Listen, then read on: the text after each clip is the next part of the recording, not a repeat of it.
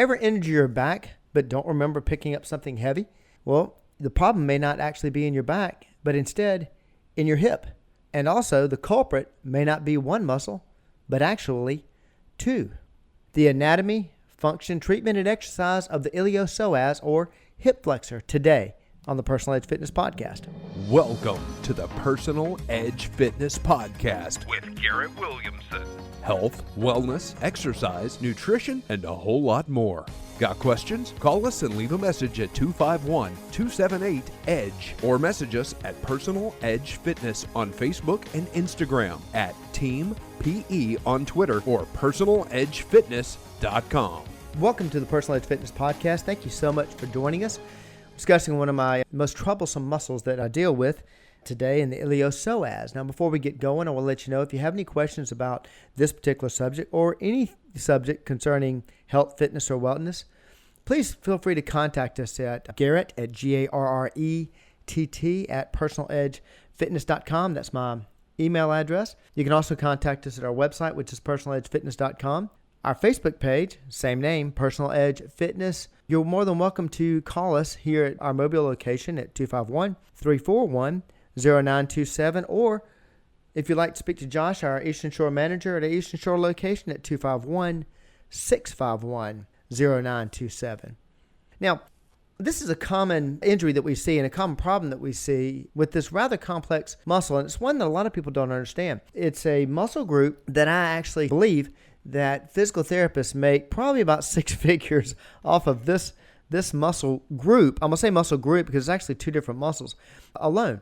And it's rather deceiving because it is a hip muscle. They are hip muscles, but typically when you injure them, the pain that you feel many times is in your back.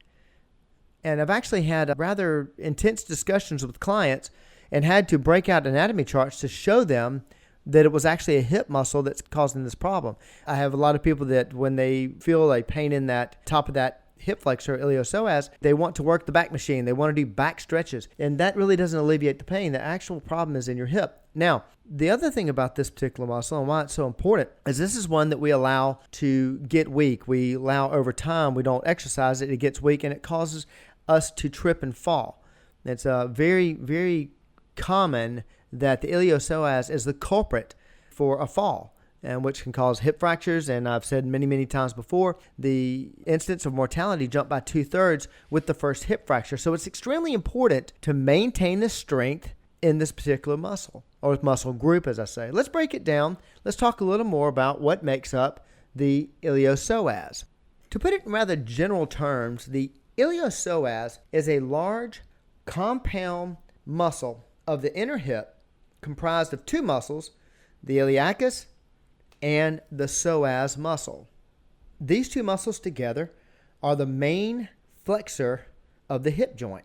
The joint action of these two muscles not only flexes the hip, but because of where they are attached to the spine, they can produce additional movement of the lower lumbar vertebral column. Now, let me break that down. You've probably heard this many times before, and I don't believe I've done this in a podcast before. So I want to break down what are the vertebrae. You know, you hear different things, L2 and C3 and T1, and it sounds like a bunch of Star Wars characters. So let me break this down before we go much further and go through the entire vertebral column, or better known as the backbone. Now, let's start at the top. You basically have three different vertebrae, and then you have two last pieces that are so large they have their own name. They're actually large vertebrae. They're large parts towards the bottom, and they have kind of their own name. So we have these different three sections. If you take all of it together, you're making up 24 different pieces that make up the spine. Let's start at the top, and that's the area that is typically denoted by the letter C. And the C is very simple. It stands for cervical. And so going up by your base, if you reach beneath that little process that comes out of the back of your skull and you feel somewhat of a divot just below it, right around in that area is where you have your C1, or cervical vertebrae 1. And you go all the way down to the top of the back and bottom part of the neck, where the neck meets the back, and you go down, that's the C7. So C1 through 7 are your cervical vertebrae. And that the largest part of the backbone of the vertebrae are the T series, and that's T stands for thoracic. And you can imagine that involves the chest region or the main part of the bulk of your back. And the long strip of vertebrae that you see down the middle of your back are the T or thoracic vertebrae, and they're T1 through 12. That's why it makes up the largest part of your vertebrae, is because there's 12 different vertebrae in the thoracic vertebrae. And then you get to the bottom.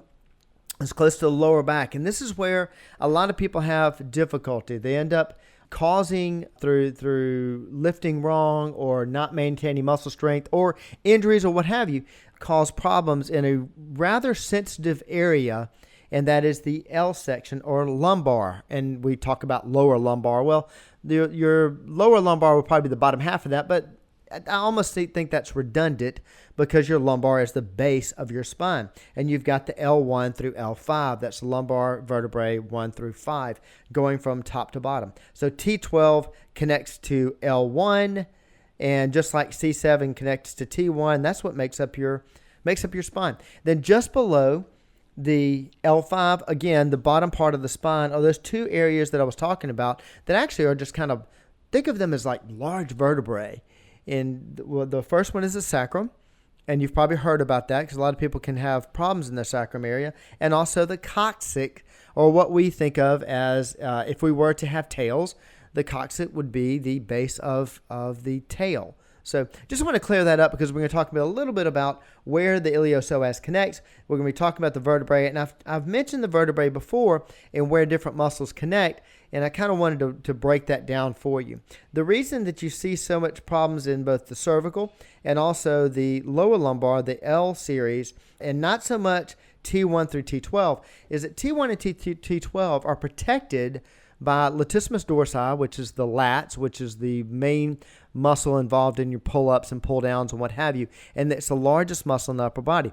Also, what connects to that part of the spine are the rhomboids, another large back muscle, usually associated with rowing type moves where you're pulling into the body and not from overhead and down. And also, the top part of it is protected by the trapezius, which is that triangular muscle that kind of arches up by your neck and actually fans out across the back of the shoulders. And the bottom part of it actually is about down around, I don't have those numbers right in front of me, but somewhere around T5. So it drops down to the middle part of the back. You've got all those muscles protecting that T1 through T12, which is why you don't hear so much about injuries in that particular region. The L1 through L5 are protected by smaller muscles. Iliopsoas is somewhat involved in that, but you've got the erector spinae, which is the flat muscle that protects that spine, also the quadratus lumborum. These aren't quite as dominant or prominent muscles as the latissimus dorsi, rhomboids, what have you. Cervical spine is protected a little bit more because it's protected by the trapezius, but that's a muscle that a lot of us allow to get a little weak, which is why we end up with neck problems. Now, I'll talk about that more in another podcast, but I thought it was a good idea to give you a good breakdown of what to make up the vertebrae, since I'm going to be talking about that with the iliopsoas. Now, let's take them one at a time, and I'm going to give you a little bit of somewhat scientific description of this, but I'm going to try to break this down so you can understand it and make it a little more real world, I guess you'd say. The psoas muscle originates, and when we say originate, that's where the muscle, obviously from the word originate, you can that's where the muscle starts. It usually snakes down, it doesn't snake up, but the psoas originates from the L5, the lower, basically it connects to all of the lumbar vertebrae. So L1 through 5, it comes out from that like 5 fingers and starts there. And that's very significant due to the problems that we usually experience in our back due to the psoas. You'll see the significant role it plays in just a minute. Now, it starts there, and it actually snakes down to the top part of your thigh bone or top part of your femur, which is known as the trochanter. And this actually connects with what we call the lesser trochanter, which is the inside of that thigh bone. Now, let me show you where that is. You can imagine where this originates. Let's look at the base of your spine, that L1 through L5, and that's all. There's 5 parts of that muscle basically fanning out of the L1 through L5. And they come down and they go below that pelvic bone. Now, the pelvic bone is really easy to find. Look right around your, what I call a man's waist. That's below the belly button, that protrusion that you have on both sides.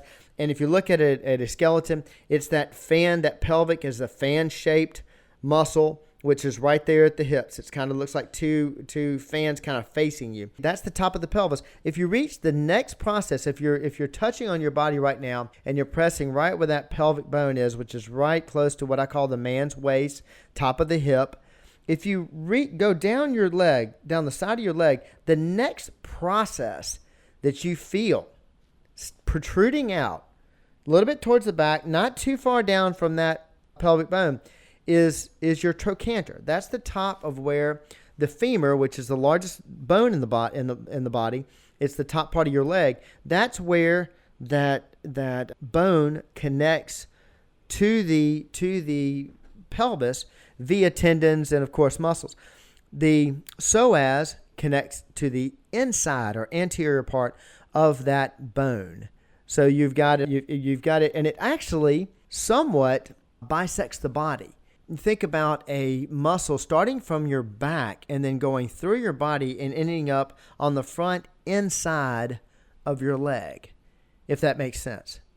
So you really can feel pain or feel this muscle firing in both the back side of your body and the front. Now that's the psoas.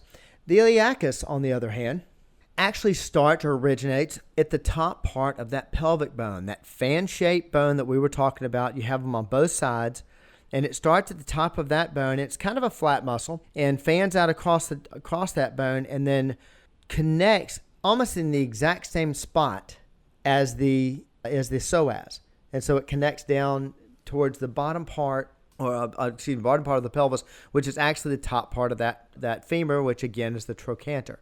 And so they basically connect at the same place, though they originate in different places. One of them originating at the top of the pelvis, which is the iliacus, and then the psoas, which originates on the lower spine, or L1 through L5. I hope you've got an idea of where that muscle is. But the most important thing to remember is a couple of things. First thing, it does connect in the spine. So you do have it in the back, but it also kind of bisects the body. And there's a point right in the front part of your hip, which you can actually push through. And you'll have, if you go see a physical therapist and you're having difficulty with that particular muscle and it's causing problems, they will a lot of times have you lie on your back. They'll lift your leg up straight and you'll feel them push right on your front part of your hip. And what they're actually doing is they're pushing where they're actually touching where that muscle connects in the front. So it's very important to remember that muscle, those two muscles, basically bisect the body. It's probably the best way to think about it. Technically, I'm not so sure they actually bisect, but that's the best way to think of it because of the way that muscle functions and the difficulties that can be produced when you do injure that muscle. Now, function. What does this combined muscle do, and why does Garrett think it's so incredibly important? Well, the main function of this muscle is to flex the hip. Now, what exactly does that mean? Because the hip is like the middle part of your body. Does the hip actually move? Yeah, it actually flexes. What we're talking about, think of the action if you were marching. Actually, when you're walking and you're running, you do this too, but it's better illustrated when you think of marching because you think of driving that knee up. And when you're pulling that knee up, you're actually firing the iliopsoas, and that's why they call it the hip flexor. That hip flexor muscle controls that motion. Consequently, what's going on the other side? Let's say you're lifting up your right leg in a marching move, and of course that's obvious. You're bending the hip, so therefore you're firing the iliopsoas, and the iliacus and psoas are working together to flex that hip. At the same time, though, on the other side, on your left side, the iliopsoas is involved in stabilizing the body as you bring that right leg up. Because when you bring that right leg up, you're actually off balance for a minute. Anytime the foot leaves the ground, you're going to be unbalanced.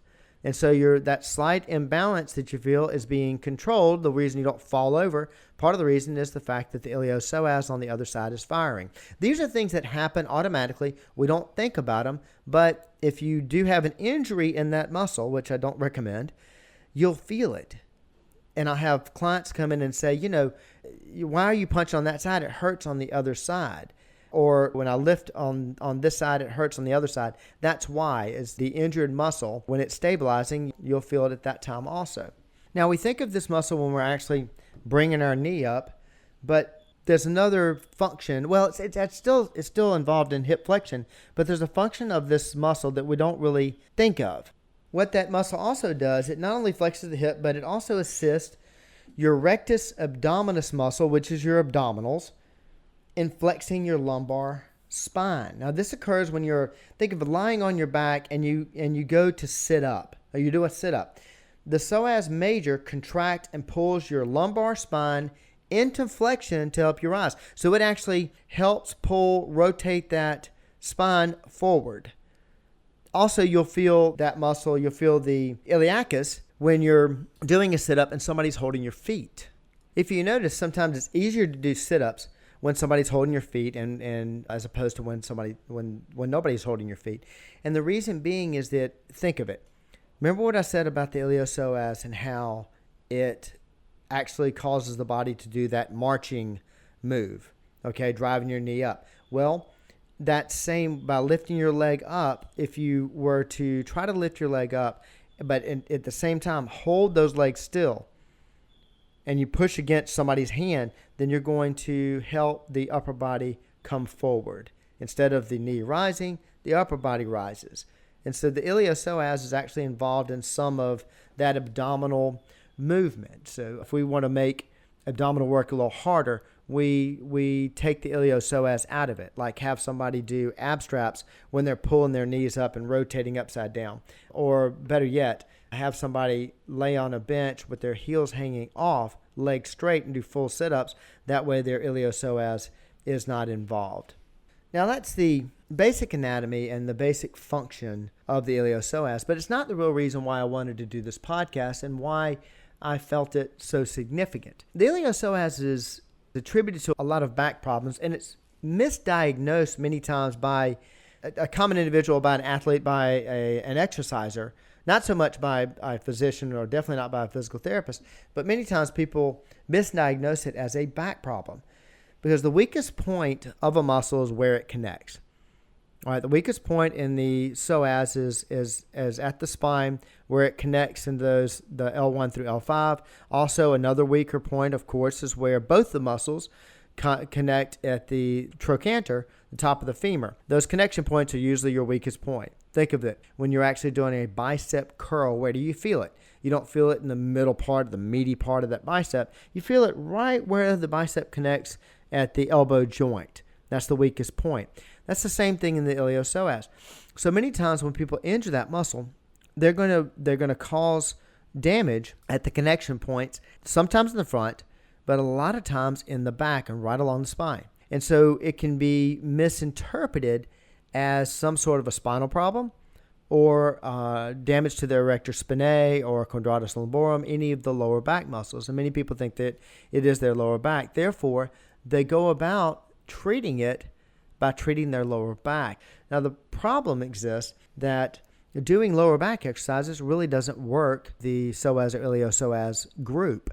Instead, doing hip exercises or stretching the thigh, the front part of your thigh, will actually release tension from that iliopsoas, and actually laying on your stomach and pulling your leg up behind you actually stretches out that iliopsoas. And that's a better way to go about alleviating the problem or treating the problem of a strained iliopsoas. I was talking earlier about how this muscle can cause you to fall. Now, you may not admit this in public, but all of us have done this at one time or another, and that is walking along a nice flat surface, whether carpet or hard surface or whatever, and then trip for absolutely no reason. Trip on a flat floor. We have all kinds of jokes about that, but we'll trip on something, on nothing. Or maybe it's a small, tiny, less than half an inch crack in the floor, and we'll trip on it. The reason this happens, and the reason it happens more frequently as time passes on a calendar, is because of the iliopsoas. We allow that muscle to get weak. We stop working it. We have no reason to pick our knee up and cause a lot of strain in that area, so therefore to work the muscle. So much so that it gets weak. If it gets weak, it gets tight. Now, I've talked about this in the flexibility podcast, where a tight muscle is a weak muscle. The third most flexible athlete behind a gymnast and a dancer is a power lifter. They're very strong, and therefore they're very flexible. So by keeping that muscle strong, we keep it flexible, and we have less of an opportunity to do those little trips that not only make us feel foolish, but later on can cause us to fall. And that usually results in a pelvic break. And I talk about this all the time. The incidence of mortality jumped by 2/3 with a pelvic fracture. So it's incredibly important to keep that muscle strong. It's also one that the way we strengthen it, the exercises that we use to strengthen it are typically exercises that most fitness enthusiasts leave out or don't want to do. Now, what am I talking about? Well, we have a myriad of ways that we work hips here at Personal Edge Fitness. In fact, when we moved to our new location in 2015, I was adamant about making sure that we had several ways of working hip strength, because we don't move sideways. We also don't pick up our knees. We don't have any reason to. And so I wanted to make sure we had ways of addressing those problems. Basically, what physical therapists see a lot of, we want to make sure that we are working with our clients on those particular muscles so they don't end up in the PT office.